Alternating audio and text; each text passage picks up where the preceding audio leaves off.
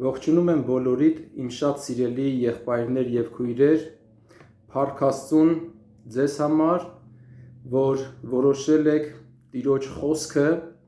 արժեքավորել և խոսքը բնակեցնել ձեր կյանքում և ապրել ու քայլել այդ խոսքի մեջ։ Հովհաննես ավետարան 8-րդ գլխի 31 և 30 խոսքն ասում է, որ եթե իմ խոսքի մեջ կենաք,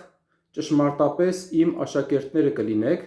կճանաչեք ճշմարտությունը և ճշմարտությունը ձեզ կազատի։ Ահա սա է պատճառը կամ պատճառներից մեկը, որ մենք որոշել ենք խոսքի մեջ բնակվել, Աստծո խոսքի մեջ բնակվել և խոսքը մեզանում բնակեցնել, և հերթական անգամ մենք շարունակում ենք Աստծո խոսքի մեր սերտողությունը և մեր սիրտը, մեր միտքը և մեր հոգին Աստծո խոսքով սնելը։ Ամեն, Աստված օրհնի ձեզ։ Սիրելի եղբայրներ և քույրեր, այսօր ձեզ հետաքրքիր մի էքսկուրսիա եմ տանելու դեպի հայտնության 7 եկեղեցիներից հերթական եկեղեցին, հերթական քաղաքը, որ գտնվում էր Սարդեսում, Սարդեսի եկեղեցին կամ ինչպես որոշ թարգմանություններ ասում են Սարդիկեի եկեղեցին, Սարդիկե կամ Սարդեսի եկեղեցին։ Ամեն, և դա գրված է հայտնության 3-րդ գլխի 1-ից 6 հատվածում, խնդրում եմ ինձ հետ ընթերցել։ Եվ գրիր Սարդեսում գտնվող եկեղեցու հրեշտակին. այսպես է ասում նա, որ ունի Աստծո 7 հոգիները ու 7 աստղերը. գիտեմ քո գործերը, որ անուն ունես, թե կենդանի ես, բայց մեռած ես։ Արթուն եղիր և հաստատիր այն մնացած բաները, որ մեռնելու վրա են, քանի որ քո գործերը Աստծո առաջ կատարյալ չեմ գտնում։ Ուստի հիշիր, թե ինչպես ընդունեցիր ու լսեցիր և ամուր պահիր և ապաշխարիր։ Եթե արթուն չմնաս, գողի պես գալու եմ քո վրա և բնավ չես իմանալու, թե որ ժամին եմ գալու քո վրա։ Սակայն Սարդեսում անգամ մի քանի անուններ կան, որոնք չեն կեղտոտել իրենց հագուստները և ճերմակ հագուստով շրջելու են ինձ հետ, քանի որ արժանի են։ Նա, ով հաղթի, ճերմակ է հագնելու, ու ես նրա անունը չեմ ջնջելու կենաց գրքից, այլ նրա անունը դավանելու եմ իմ հոր ու նրա հրեշտակների առջև։ Նա, ով ականջ ունի, թող լսի, թե հոգին ինչ է ասում եկեղեցիներին։ Ամեն։ Եվ Սարդեսի եկեղեցուն ուղված ուղերձի այսօրվա խորհրդածությունը ես անվանել եմ Սարդես արթնացող եկեղեցին։ Ամեն։ Փառք Տիրոջը։ Ուրեմն արթնացող եկեղեցին։ Ես հավատքով եմ այս վերնագրերը հաստատում, ես հավատում եմ, որ թե Սարդեսը կամ թե մենք, որ այսօրվա եկեղեցին ենք, կոչված ենք լինելու արթնացող եկեղեցի, արթուն եղող եկեղեցի։ Ամեն։ Նրանք, ովքեր արթուն են, նրանք կոչում և պատվեր ունեն արթուն մնալու, նրանք, ովքեր քնած են, կոչում ունեն, պատվեր ունեն արթնանալու։ Ամեն։ Ուրեմն արթնացող եկեղեցին։ Սիրելի եղբայրներ, քույրեր, մինչ խորհրդածության անցնելը Սարդես քաղաքի և Սարդեսի եկեղեցու մասին էլ պատմական ակնարկ պիտի ձեզ ներկայացնեմ և շարունակենք մեր խորհրդածությունները։ Ամեն։ Ուրեմն մեր թվարկությունից առաջ 7-րդ դարում Սարդեսը աննկարագրելի հարուստ, ճոխ և բարգավաճ քաղաք էր։ Այն գտնվում էր բարձր և անառիկ ժայռի լեռան վրա, անհասանելի և աննվաճելի էր բոլոր կողմերից իր ուղղաձիգ ժայռերի պատճառով։ Միակ մուտքը քաղաք գլխավոր ճանապարհն էր, որը հարթավայրից ժայռերի ճեղքի միջով ձգվում էր դեպի քաղաքը։ Քաղաքի թագավորը այնքան վստահ էր իր քաղաքի և ամրոցի անառիկության վրա, որ պարիսպների վրա նույնիսկ պահակներ չէին կանգնեցնում, այլ պահպանվում էր միայն քաղաքի գլխավոր մուտքը։ Ժայռի ստորոտով, որի վրա գտնվում էր քաղաքը, հոսում էր մի գետ, որը հարուստ էր ոսկով։ Եվ հիմնականում դա էր քաղաքի հարստության աղբյուրը։ Քաղաքում հարուստ էին ոչ միայն թագավորը և իշխանները, այլ քաղաքում հարուստ էին քաղաքի բոլոր քաղաքացիները։ Եվ ինչպես հիշատակեցի քիչ առաջ,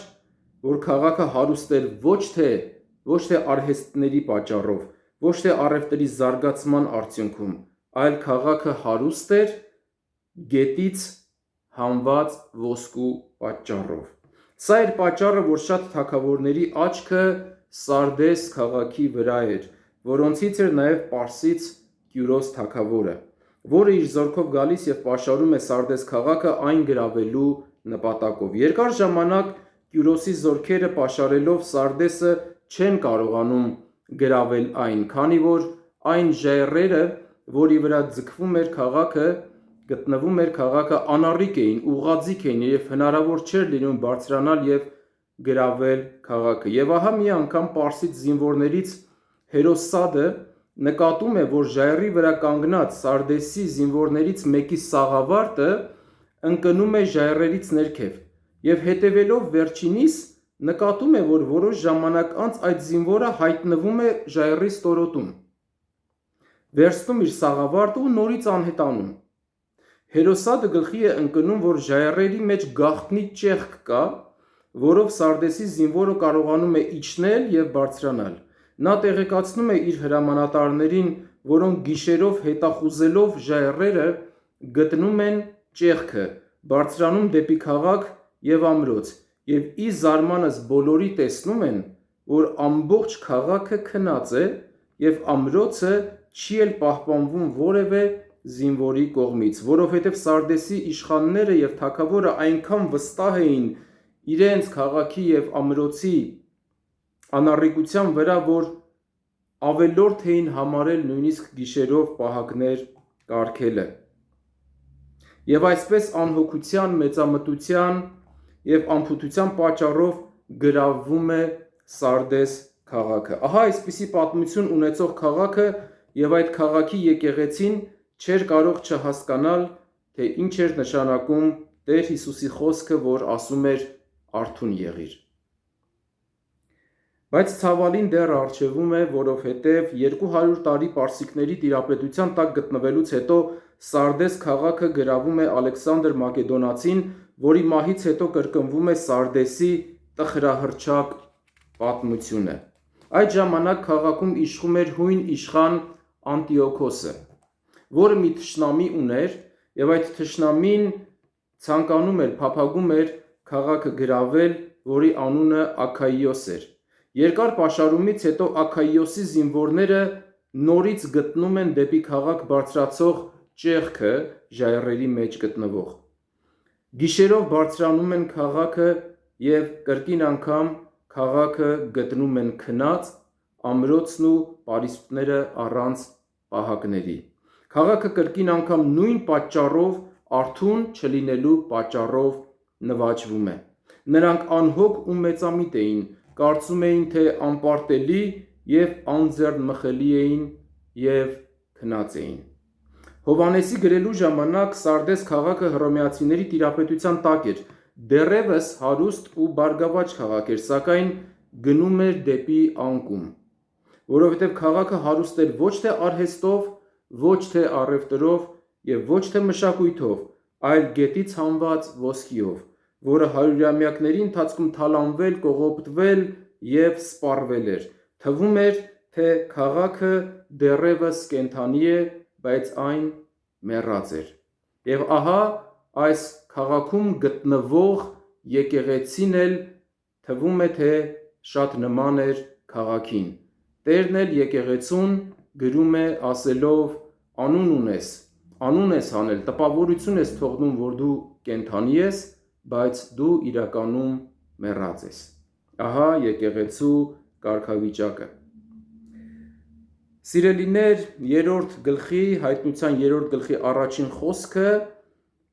նորից ուզում եմ կարդալ եւ ներկայացնել, թե Հիսուսն ինչպես է ներկայանում, եւ գրիր Սարդիկեում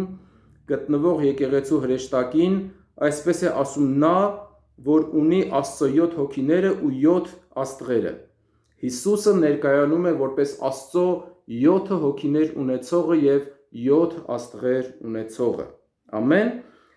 Մենք սա նկատում ենք, սիրելիներ, նաև հայտնության 1:4-ում,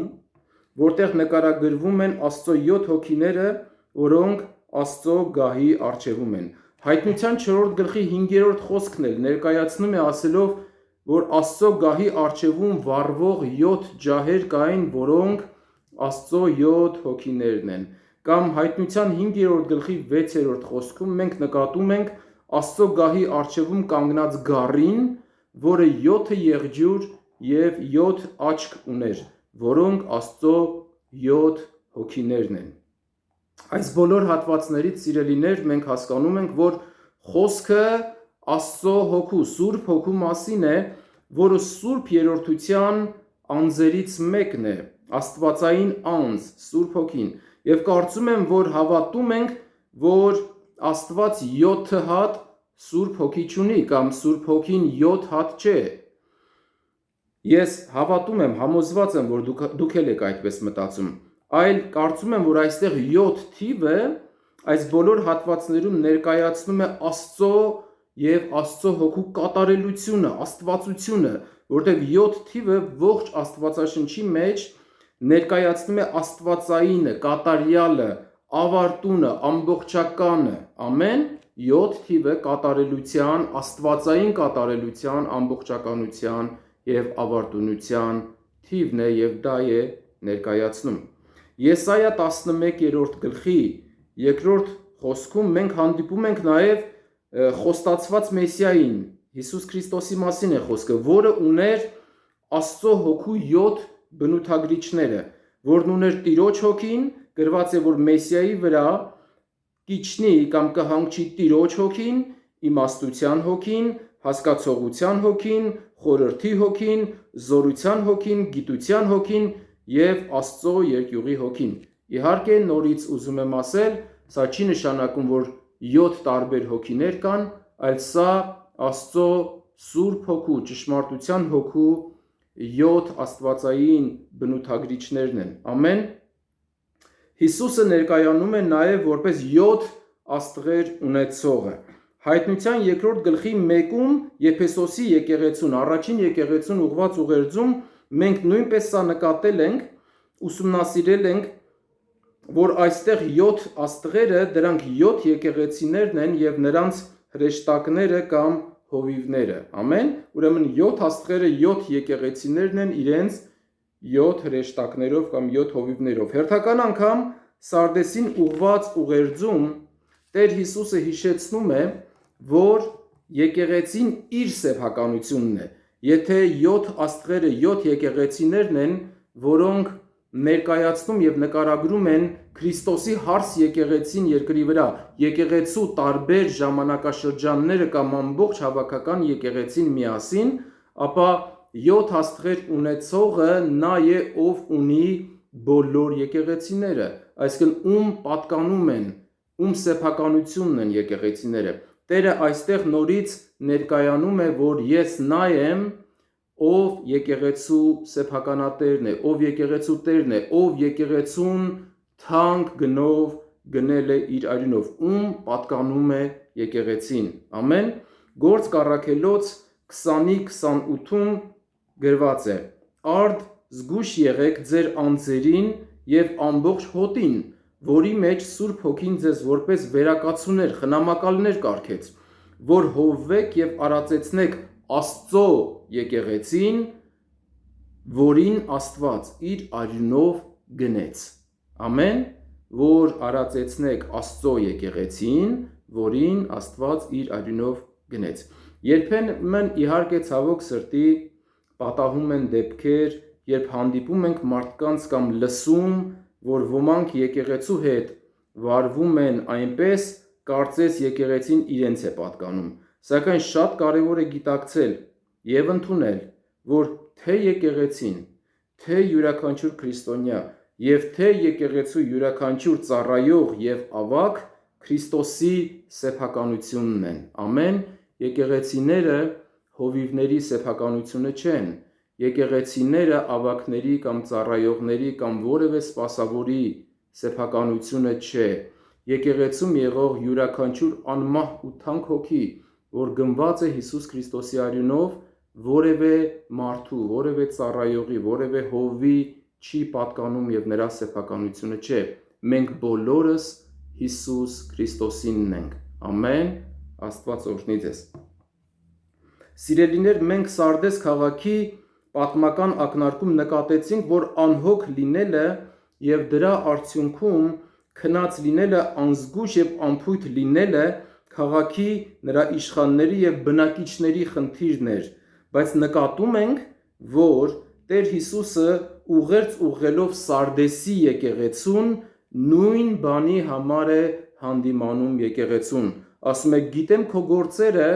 որ անուն ունես, անուն ես հանել, տպավորություն ես թողնում, թե կենդանի ես, բայց մեռած ես։ Ցավոք սրտի Սարդես քաղաքում գտնվող Աստծո եկեղեցու հոգևոր վիճակը նկարագիրը ոչնչով չէր տարբերվում քաղաքի վիճակից, որտեղ Տեր Հիսուսը ներկայանալուց հետո անմիջապես հանդիմանում է եկեղեցուն ասելով, որ անուն ունես, թե կենդանի ես, անուն ես հանել, տպավորություն ես թողնում, որ դու կենդանի ես, բայց դու մեռած ես։ Այստեղից սիրելի եղբայրներ եւ քույրեր, մի շատ կարևոր դաս կամ միտք կամ հայտնություն ուզում եմ սովորենք այս հատվածից։ Ամեն, սա հետևյալն է։ Կարևոր չէ, թե ես կամ դու մեր մասին ինչ կարծիք ունենք։ Ամեն, կարևոր չէ, թե մենք մեզ ինչպիսի բնութագրիչներով ենք ներկայացնում, եւ կարևոր էլ չէ, թե ուրիշները մեր մասին ինչ կարծիք ունեն կամ ինչպես են մեզ ներկայացնում։ Կարևորը այն է, թե Աստված ինչ նկարագիր է տալիս մեզ, կարևորը նրա կարծիքն է, կարևորը Աստծո տված բնութագիրն է, կարևորը Աստծո տված գնահատականն է մեզ։ Ամեն, ուրեմն կարևոր չէ, թե մենք ինչ ենք մեր մասին ասում, կարևոր է, թե Աստված մեր մասին ինչ է ասում, եւ սա մեզ պետք է շատ հետաքրքրի, եւ սա մեզ պետք է անհանգստացնի։ Ամեն։ Սարդեսի եկեղեցին կարծում էր, որ ինքը կենդանի է, լցված է կյանքով, ուզորությունով, գործեր է գործում, որոնք կյանք են փոխանցում, ծառայություններ ունի, որոնց ընթացքում մարդիկ կենդանանում են, կյանքով են լցվում, սակայն Տեր Հիսուսը հայտնապես խոսելով եկեղեցու հետ ասում է. Ես գիտեմ քո բոլոր գործերը, գիտեմ քո բոլոր ծառայությունները, քեզ թվում է, որ դու կյանքով լեցուն ես, բայց դու մեռած ես։ Ահա Տիրոջ գնահատականը։ Արդյոք Սարդեսի եկեղեցում ծառայություններ չկային, արդյոք Սարդեսի եկեղեցին որևէ գործ, ծառայություն, աշխատություն, ավետարանչություն եւ որևէ բան չուներ, ուներ, Տերն ասում է գիտեմ ես քո գործերը։ Եթե հիշեք նախորդ եկեղեցիներին ուղված ուղերձների ուսումնասիրության ժամանակ մենք նկատել ենք, որ Տերն ասում էր գիտեմ քո գործերը, քո սերը, քո հավատքը, քո աշխատությունը, քո համբերությունը, իմ համար նեղություն կրեցիր, ես արեցիր, Տերն ասում էր ես դրանք գիտեմ, ճանաչում եմ, ընդունված են, որևէ բան աննկատ չի մնացել, ես դրանք չեմ մոռացել, բայց Սարդեսի եկեղեցուն ասում է քո գործերը գիտեմ եւ ուզում եմ ասել, որ դու մեռած ես։ Այն ամենը, որ դու անում ես, դրանք կյանք չեն պարունակում, դրանք կյանք չեն փոխանցում, դրանք անկենդան գործեր են, դու մեռած ես, քո գործերը մեռած են։ Շնորհակալություն Աստծուն, սիրելի եղբայրներ եւ քույրեր, որ չի թողնում, որ ինքնախաբեության մեջ մնալով եկեղեցին կործանվի, այլ սթափեցնում է եկեղեցուն, մերկացնելով իրական վիճակը եւ ճիշտ ախտորոշելով նրա խնդիրները, որպեսզի Տիրոջ կոչին հետևելով եկեղեցին արթնանա, վերականգնվի եւ հաստատվի այն կոչումի մեջ, որի համար եկեղեցին կանչված է։ Ամեն։ Ահա սիրելիներ, Սուրբ գրային մի քանի համարներ եմ ուզում կարդալ, որոնք ներկայացնում եւ ախտորոշում են ինքնախաբված քրիստոնյաներին։ Առաջի Տիմոթեոս 5:6-ում գրված է. հաճույքների համար ապրող կամ փափկասեր որբևայրին թեև կենդանի է, բայց մեռած է։ Երկրորդ Տիմոթեոս 3-րդ գլխի, ես այս հատվածը պիտի կարդամ, սիրելիներ, երկրորդ Տիմոթեոս 3-րդ գլխի 1-5 հատվածն եմ կարդում։ Սա էլ իմացիր, որ վերջին օրերում չար ժամանակներ պիտի գան, որտեղ մարդիկ պիտի լինեն ինքնասեր, արծաթասեր, ամբարտավան, հպարտ, հայհոյիչ, ծնողներին անհնազանդ, ապերախտ, անսուրբ, առանց բնական զգացումի, անհաշտ բանսարկու, անժուժկալ, դաժան, բարին թշնամի, մատնիչ, հանդուգն, գոռոզ, ավելի հաճույքներ սիրող, քան աստվածասեր, կամ ինչպես որոշ թարգմանություններում գրված է ավելի հեշտասեր, քան աստվածասեր, որոնք աստվածպաշտության կերպարանքը ունեն, բայց դրա զորությունը ուրացել են, այդպիսիներից հետ քաշվիր։ Եթե նկատում եք այս վերջին 5-րդ խոսքը մեզ հուշում է, որ նախորդ 4 խոսքերում գրված բնութագրիչները հավատացյալներին, եկեղեցում եղողներին է վերաբերում։ Սրանք աշխարհիկ մարդիկ չեն, որ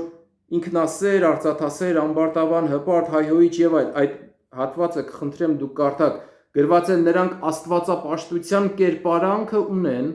աստվածապաշտության տպավորություն են թողնում, արտաքին, մակերեսային, կրոնական աստվածպաշտության տպավորություն ունեն, բայց կյանքը,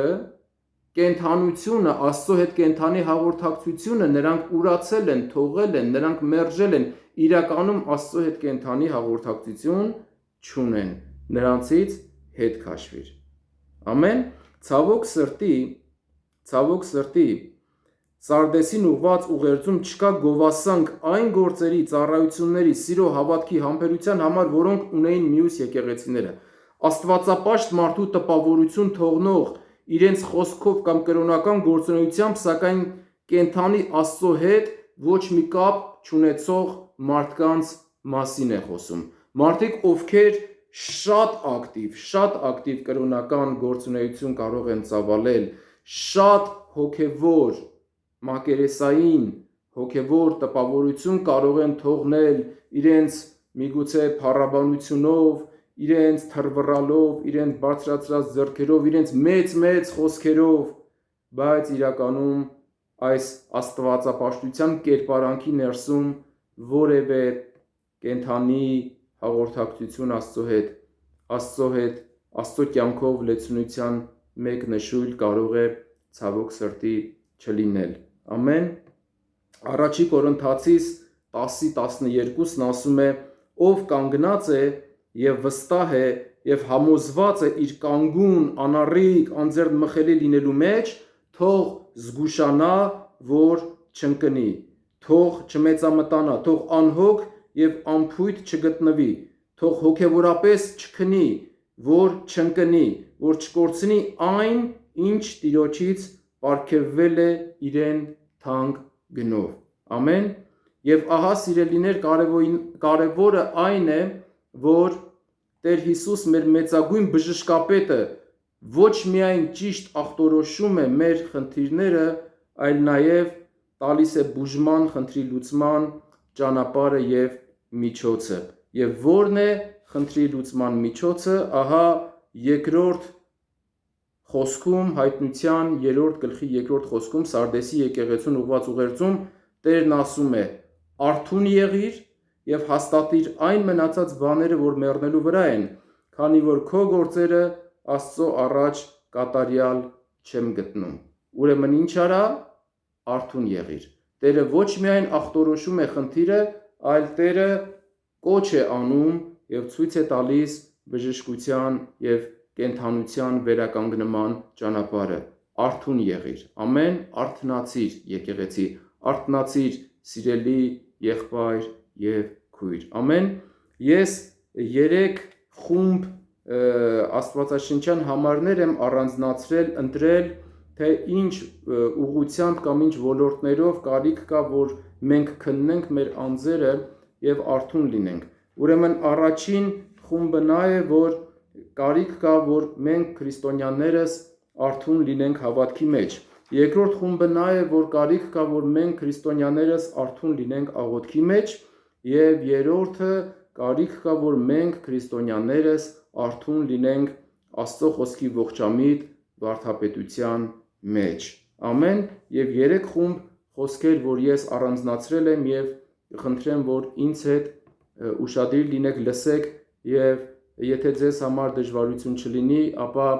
այս պատգամը լսելուց հետո կխնդրեմ, որ այդ հատվածները նորից բացեք Աստվածաշնչից եւ կարդաք։ Ամեն։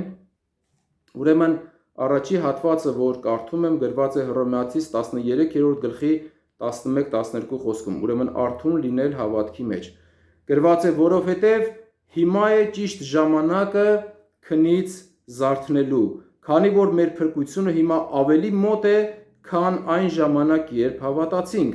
Գիշերը անցնում է ու ցերեկը մոտենում է, ուրեմն դեն գցենք խավարի գործերը և հագնենք լույսի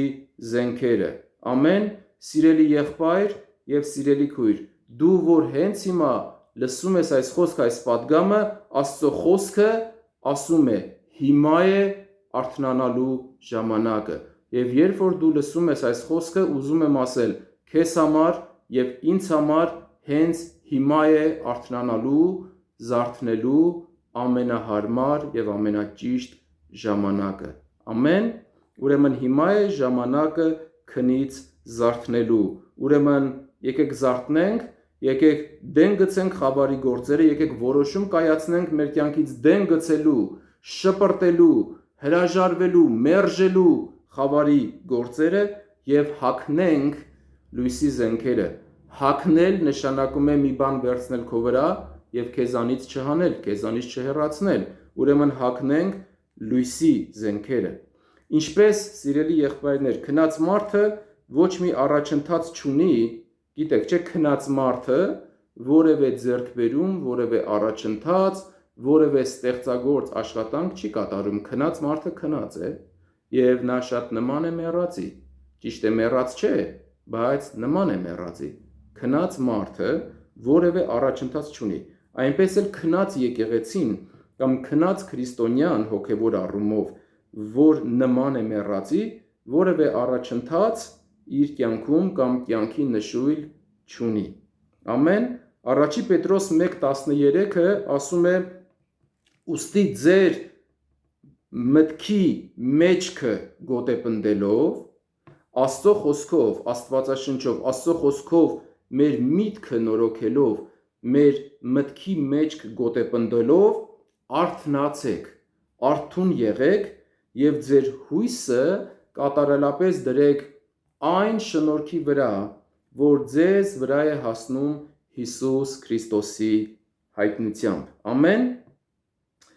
Կարդում եմ նաև առաջի Կորինթացիս 16:13-ը, որտեղ գրված է արթուն եղեք և հավատքի մեջ հաստատուն մնացեք։ Սիրելիներ, արթուն եղեք թեմայով Աստվածաշնչում շատ համարներ կան։ Ես ընտրել եմ և խմբավորել եմ, ես ընտրովի համարներ եմ ուղղակի կարդում, այլապես համարները շատ են և շատ ժամանակ կարիք կլինի, որ ես բոլորը կարդամ։ Ես ընտրովի համարներ եմ կարդում։ Կարդում եմ Եփեսացիս 5-րդ գլխի 13-14 հատվածը, բայց ամեն բան, որ լույսից է հանդիմանվում, բացահայտվում է, քանի որ բացահայտողը լույսն է, դրա համար էլ ասում է, արթնացիր, ով քնած, կանգնիր մեռելների միջից և Քրիստոսը պիտի լուսավորի քեզ։ Ամեն, ուրեմն արթնացիր, ով քնած, կանգնիր մեռելներից և Քրիստոսը քեզ կլուսավորի։ Ահա այս համարները ես խմբավորել էի հավատքի մեջ արթուն լինելու, արթնանալու հետ կապված։ Ուզում եմ կարդալ նաև այն հատվածները, որոնք վերաբերում են աղոթքի մեջ արթուն լինելուն, որը արթնանալու, հոգևոր զարթնելու ամենակարևոր բաղադրիչներից է, սիրելիներ։ Առանց աղոթքի մեջ արթնանալու, առանց մեր աղոթքի կյանքը շտկելու, աղոթքի կյանքը հաստատելու, ներքին սենյակում Տիրոջ երեսը փնտրելու, համարյա թե անհնար է հավատքի մեջ հոգևոր կյանքում արթնանալ կամ արթուն լինել կամ արթուն մնալ, առանց աղոթքի մեջ արթուն լինելու։ Ամեն։ Դրա համար կարդում եմ Մատթեոս 26-րդ գլխի 41 խոսքը, որ ասում է Հիսուս աշակերտներին, երբ որ երեքին վերցրել էր Հակոբոսին, Հովհաննեսին և Պետրոսին և գնացել էր Գեթսեմանի աղոթելու, նրանց ասաց. արթուն եղեք և աղոթք արեք, որպեսզի փորձության մեջ չընկնեք։ Այստեղ այս խոսքը երկու իմաստով եմ ուզում բացատրել։ Ուրեմն աղոթեք, որպեսզի ձեզ փորձություն չպատահի, որպեսի կանխարգելեք փորձությունը, որպեսի չընկնեք փորձության մեջ, չմտնեք փորձության մեջ, եւ երկրորդ, աղոթեք, որ փորձությունով անցնելու ժամանակ, նեղություններով անցնելու, հալածանքներով անցնելու ժամանակ չընկնեք, չպարտվեք, չկոտրվեք։ Ամեն։ Ուրեմն աղոթեք, որ փորձության մեջ չմտնեք, աղոթեք, որպեսզի երբ որ փորձության մեջ լինեք, չընկնեք, չպարտվեք, այլ կանգուն մնաք, հաղթող լինեք փորձությունների ժամանակ։ Ամեն։ Ուրեմն որ տեսանկյունից էլ նայենք, աղոթքը մեզ կամ պահպանելու է փորձությունից, կամ փորձությունների մեջ հաղթանակ է տալու։ Ամեն։ Ուրեմն աղոթեք։ Առաջի Պետրոս 4:7-ն ասում է, սակայն մոտեցել է ամեն ինչի վախճանը, ուստի զգաստ եղեք եւ աղոթքի մեջ արթուն մնացեք։ Կողոսացիս 4:2 խոսքն ասում է, աղոթքի մեջ հարատևեք եւ արթուն մնացեք նրանում գոհությունով։ Եփեսացիս 6:18-ն ասում է, ամեն աղոթքով եւ աղաչանքով միշտ հոգով աղոթեք եւ աղոթելով արթուն հսկեցեք բոլոր սուրբերի համար։ Կամ առաջի Պետրոս 5:8-ը արթուն եղեք եւ հսկեք, քանի որ ձեր հակառակորդը սատանան մռնչացող առյուծի պես պտտվում է, թե ում կուլ տա, պտտվում է եւ փնտրում է, թե ում կուլ տա։ Իդեպ ուզում եմ ասել, նկատեք, որ վերջին երկու հատվածները, որ ասում էր Եփեսացիս 6:18-ում աղոթք անելով հսկեցեք բոլոր սուրբերի համար, եւ առաջի Պետրոս 5:8-ը, որ արթուն եղեք եւ աղոթք անելով հսկեցեք, որտեղ սատանան մռնչացող առյուծի պես ման է գալիս, փնտրում թե ում կուլ տա։ Վերջին երկու խոսքերը մեզ հիշեցնում են անհոգ եւ քնած սարդեսցիներին, որոնք նույնիսկ պահակներ չէին կարգել ամրոցի պարիսպների վրա, որպեսզի հսկեն քաղաքը թշնամու ներխուժումից։ Ուրեմն իմ շատ սիրելի եղբայրներ եւ քույրեր, կոչ եմ անում ինձ եւ կոչ եմ անում քեզ։ Եկ շտկենք մեր աղոթքի կյանքը։ Եկ վերականգնենք ամեն օր Աստծո երեսը փնտրելու մեր փորձառությունը, աղոթքի կյանքը, եկ վերականգնենք, եկ արթնանանք աղոթքի մեջ, եկ արթուն լինենք աղոթքի մեջ գոհությունով, Տիրոջը երկրպագելով, Տիրոջը օրհնելով եւ թույլ տանք, որ ներքին սենյակում Սուրբ Հոգին հպվի մեզ, նորոգի մեզ, բժշկի մեզ, վերականգնի ու հաստատի Աստծո լույսի եւ Աստծո ճանապարհների մեջ։ Այսօր այսքանը, սիրելի եղբայրներ, քույրեր, եղեք օրհնված, հաջորդ մասը կշարունակենք հաջորդիվ։ Սիրում եմ բոլորիդ։